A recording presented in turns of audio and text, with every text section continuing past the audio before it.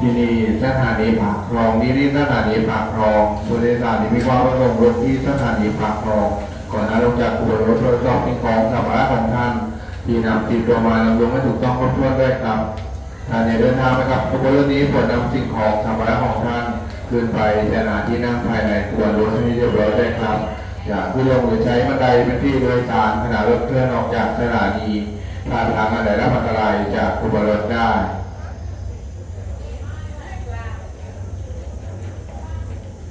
ขบวนรถนี้ออกจากสถานีปากคลองจุดรับส่งผู้โดยสารที่ปลายหยุดรถไฟสุนทราสถานีแหลมตะโนดสถานีปากคลองนำการรถไฟประเทศไทยขอขอบคุณผู้โดยสารทุกท่านที่ใช้รถไฟเป็นยานพาหนะของครับ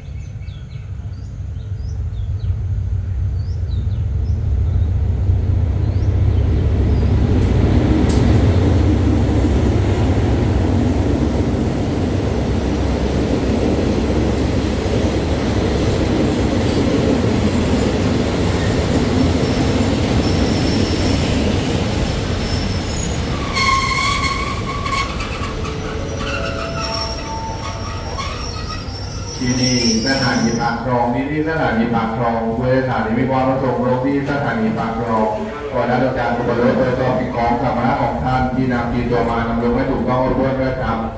ท่านเดินทางมากับขบวนรถนี้โปรดนำสิ่งของสัมภาระของท่านขึ้นไปสถานที่นั่งภายในขบวนรถให้เรียบร้อยด้วยครับอย่าขึ้นลงหรือใช้บันไดเป็นที่โดยสารขณะรถเคลื่อนออกจากสถานีผ่านทางอันใดรับอันตรายจากขบวนรถได้